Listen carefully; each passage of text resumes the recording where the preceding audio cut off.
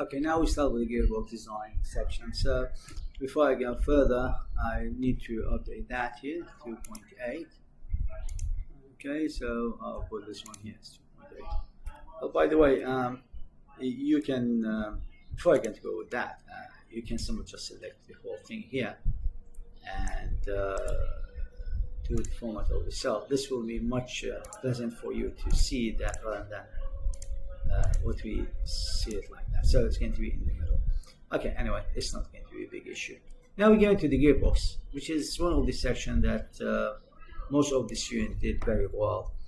So the input speed is the one that we got from the chain or the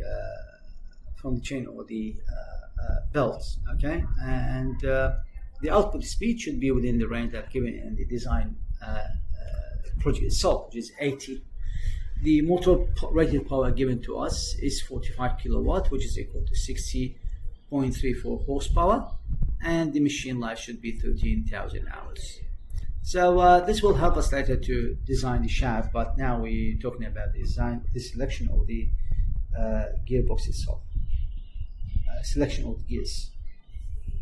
So we're going with the input speed, the velocity ratio, how much the input to the output. We need to draw it from the 825 to 80, so this will be 10.31. Each stage is going to do the value of the square root of that value, which is going to be 3.211. Now what we mean by that is that you know that the gearboxes can have multiple stages. Single stage is not gearbox. So we have the double and we have the treble. Okay, single stage, that means going to maybe two shafts, 1, 2, 3, 3 shafts. Okay, that's for the single stage. Double stage is going to have another shaft, which is going to reduce the velocity further, but it's going to increase the torque further. But this will require more work, more gears, more work. So we only going to do the easiest one, double stage reduction. Okay, so once again, the input shaft is going to have 825. The second one is going to be 1/3 of that, and the final is going to be even 1/3 of that. So this will be the RPM value for each shaft. Later, they need to design only one shaft, which is going to be the input shaft.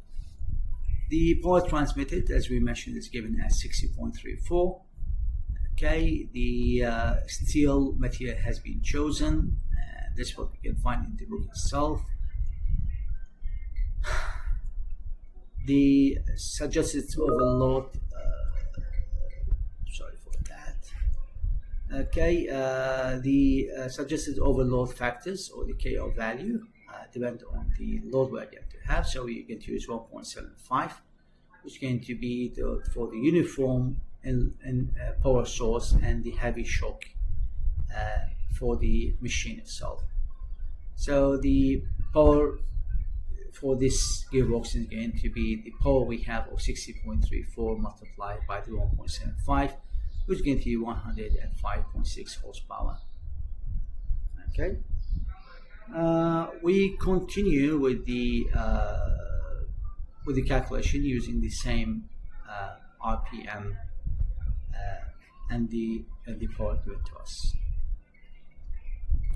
So the PD selection for the gears depend on the value for the pinion speed and the design power transmission. I think this student actually going to jump for another conclusion. Anyway, let's see what we are going to have here. By the way, this has the design power in kilowatt, and we have it in horsepower. So anyway, for the RPM of the 800, which is going to be something like here, and we're going to go up, and then we're going to intersect it with the 45 kilowatt, which is going to be here. So we're looking for the value for the PD is going to be between the 5 and the 6. So we can find using the value for the wait a second. You choose after the change factor. So we're talking about the 70 something. Yep. So he chooses the PD value to be equal to 4. Okay. He chooses the value for the 4. Based on that, we know that the number of the teeth of the gear we're going to have is going to be 17 multiplied by the velocity ratio. The trial number of the teeth is 17, so the output here is going to be 54.5, which can be rounded up to 55. The diameters can be calculated by using the value for the PD we have here, which is the pitch diameter. So we can find the two diameters for the gear and the pinion. And the center to center distance by using the simplified equation is going to be simply calculated to be 9 inches, which is the average value for the two diameters. Now remember, when we say the average, because the gears, unlike the pulleys, should be in contact. The gear selection type, we're using the catalog to do that. The number of the teeth given here, the catalog number, and the pressure angle, blah blah blah. Most of the students use the spur gear because it's much easier to design and lower cost. So the Martin pressure angle of 20 degree, 4 dB does not exist with either 17 or the 55 teeth, so I get to use the TS 420. These are the code for the gears itself, so you get to use these two. So the VR stage ratio is 3.22. You remember how we got that, and the real value is going to be the rounded up. The total gearbox ratio is 10.24, which is the one we got was a little bit different because it was 3.22211 square, but this one is the modified one. The actual output speed is 80.58, which is within the range of 80 plus minus 5%. Now he's going to select the number of the teeth is going to be 20, and he's going to choose this type of the pinion. The pressure angle is 20, the diameter is 5, pitch value for the diameter, pitch is 5, the output is 5.5, type is B, and we got all the parameters given to us here. The same thing is going to be for the gear. The pinion is the one that gives the input, and the other one is going to give the output. Okay, so he's got all these parameters from there, and checking the face width, which is going to be more than the 8 multiplied by the pitch diameter, but it's going to be less than 16 divided by the pitch diameter, and the pitch diameter is equal to 4, so it should be anything between the 2 and 4. So he chose 3.5 as the face width.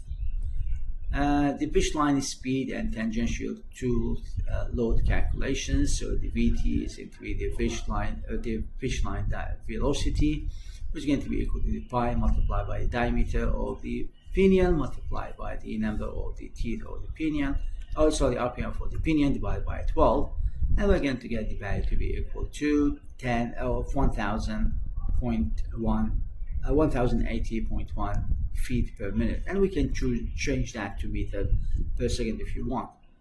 The tangential tooth load in pounds force is going to be the 33,000 multiplied by the P value, which is the power in horsepower, divided by this speed, and we're going to get the value to be equal to 1,843.6 pounds.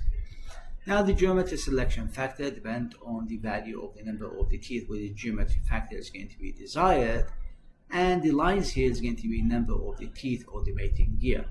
So you remember that we selected the two values earlier to be 20 and 50. Okay, so we have 20 and we have the 50 coming from here, and then we can find the J value from here, which is going to be the 0.34. Once again, 20 and the 50, and then go to here. So we got the 0.34 as a J value. Size factor selection, okay, based on the table, the KS is going to be 1.05, when we're going to have the value of the PD is equal to 4. The load distribution factor calculation, the Km is going to be load distribution factor is 1 plus the CPF plus the CMA. How to get the CPF and CFMA is going to be from here.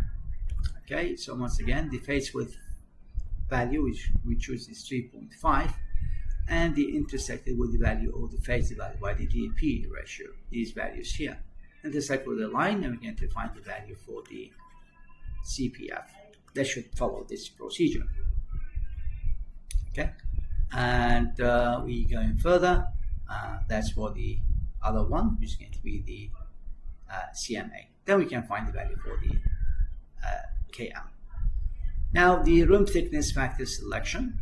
Okay, and again you can read that the backup ratio of the NB, and we have the room thickness factor of the KB. Usually we're going to be in this range of the 1.2, okay, and more. We got 1.257, so we're going to be in this range, and this value is going to be equal to 1. Computing dynamic factors we have for the gears, we have all the parameters given to us. They either use the US unit or the SI units. We have here once again about the application type and the quality number, and keep working on that. So you can see selecting the quality number of the A10 from the 9.5 table, okay, and substituting the A value to be equal to 10, the B is equal to 0.73, and the B value is 0.73, the C is going to be 65.06, and then we are going to put that in the final equation to get the KB value from this equation or that equation to be 1.78. Calculate the bending stresses. We need to find the value for the KO, KSK, and KB, and the KV that we've done already. We have the WT, we have the pitch diameter, we have the face width, we have the J value, and this value should be 19,316 psi. Usually for most of the students, they should be within the same range, but for me, it's going to be the procedure is going to be the most important thing. Oh, by the way, if you want to have the procedure with the example, you can find it in the lecture slides available for you on the Canvas. One of the video I'm going to send to you later is going to be about how to use the calculators to check the answers. Now, calculating the allowable bending stresses. We're going to use this diagram, the figure 21, 921 for the bending strength, stress cycle factor, or the YN here. So once again, we calculate the value for the NCP, okay, which is going to be the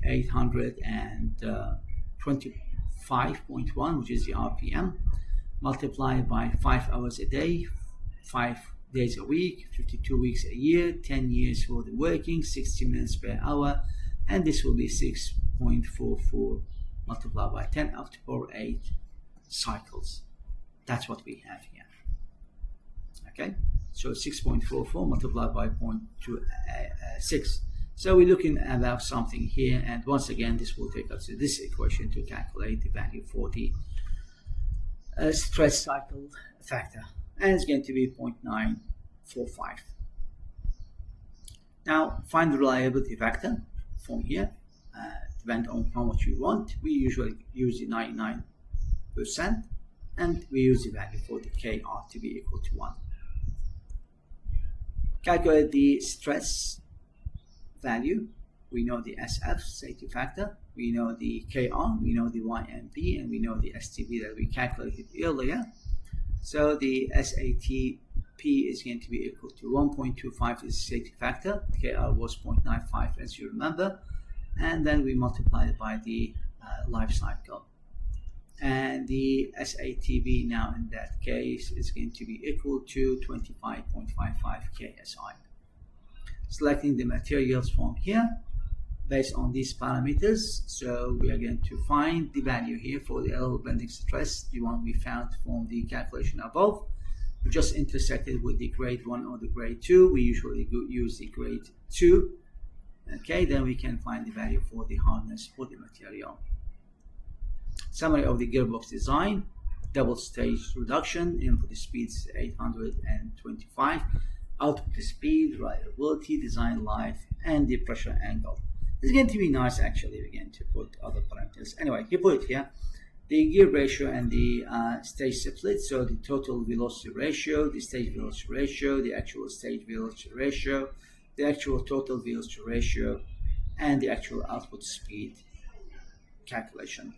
Power and the loading parameters for the motor, for the overload factors, for the design power, the pitch line velocity, transmitted load, the bending stress analysis, okay, everything that we got from the stage that we done before the previous one, and the material requirements, and finally the build all the materials for that. We need to have 2 pinions, 2 gears, and done. Okay, so design and inclusion is later. We're going to have the input shaft design. This will be the other design procedure we're going to have here. Anyway, for the gearbox, out of 5, I can give this student about 4. I will give 4.8 again. He did a very good job. Well, if you're going to compare to the student before, I'm sorry, not this one.